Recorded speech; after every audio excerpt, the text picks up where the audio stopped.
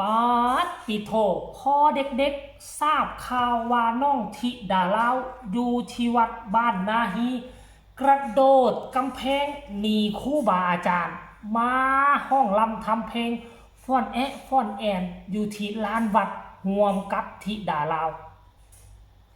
สวัสดีสบายดี FC แฟนคลับทั้งลาวและกะไทยมาพบมาพ่อกันคลิปนี้สุดแสนที่จะปราบปลื้มใจ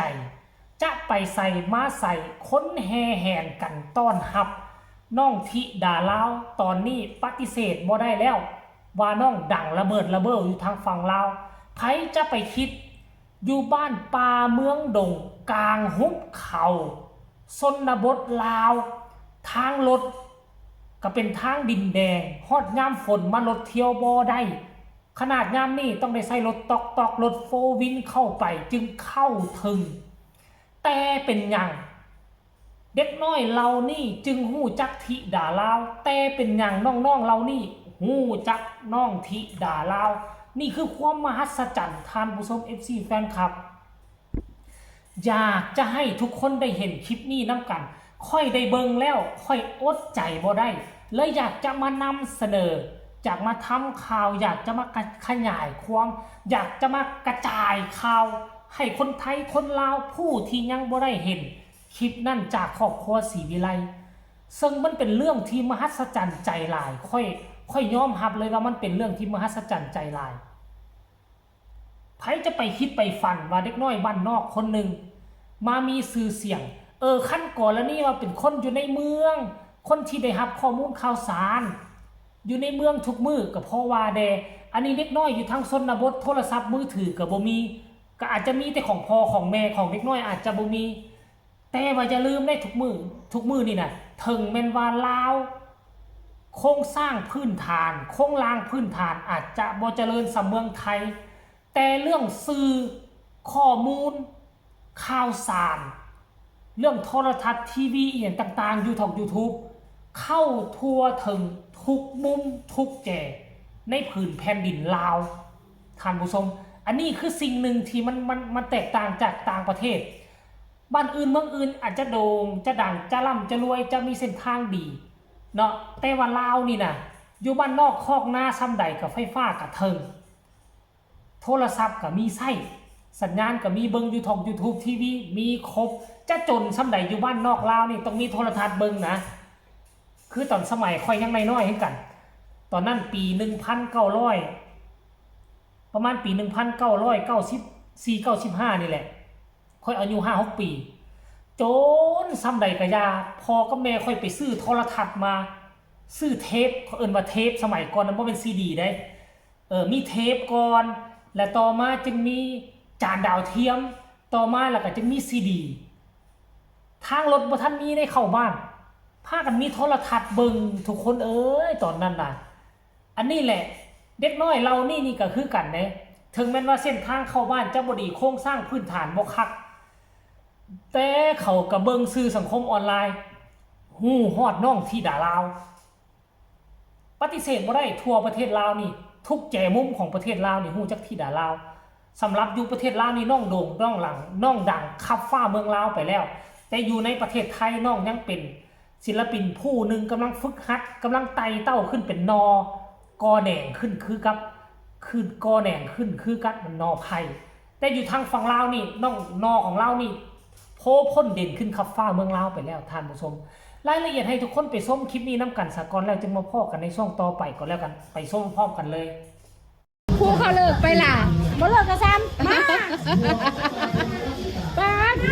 ผู้สิจึงบอกนักเรียนเขามาฟังดีใดพนาวาปุตตะนายบ่พี่น้องพวกเอามาผู้สิเตือนเอิ้นนักเรียนมา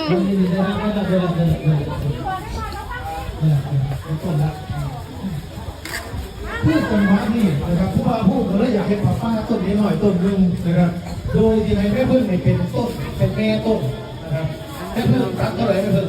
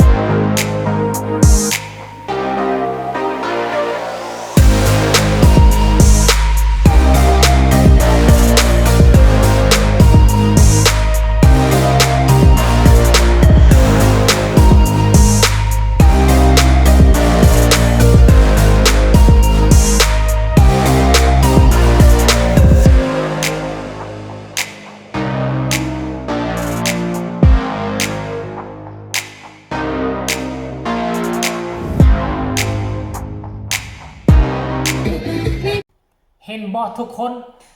ปรารถนาก็แสดงความสามารถห้องลำทำเพลงโอ้ยทุกคนเอ้ยห้องลำทำเพลงเต้นเยาะเต้นยองเด็กน้อยกับประชันกันกับน้องที่ดาลาวเด็กน้อยนักเรียนน่ะกับเอ้ยไอ้แม่เจี๊ยบโอ้โหโซลีลาแอลใส่กันเด็กน้อยบ้านนาฮีบ่ธรรมดาค่อยคิดว่าการที่มาครั้งนี้อาจจะบ่แม่นครั้งสุดท้ายของบ้านศรีวิไลคันถ้าหากว่าพ่อแม่ทั้งชาวบ้านนี่น่ะต้อนรับขับสู้ด้วยความจริงอกจริงใจขนาดนี้น่ะค่อยเชื่อว่าข้างหน้าบ้านศรีวิไลคงจะนำความช่วยเหลืออาจจะเป็นขนมของต้อนเครื่องอยู่เครื่องนอนมามอบให้เป็นแท้แน่นอนทานผู้ชมเอ่ยค่อยบอกมาแล้วมันหายากภาพบรรยากาศแนวนี้น่ะซึ่งเด็กน้อยนักเรียนน่ะแม่สีตึงบอกโอ้ยแม่สีตึงตั้งกล้องคือเด็กน้อยมาแม่นหน้าสลอแซแลอยู่กำแพงวัดกับโรงเรียนมันมอกันติดกันนี่มันก็คือกันกับฝั่งไทยฝั่งลาวคือกันเลย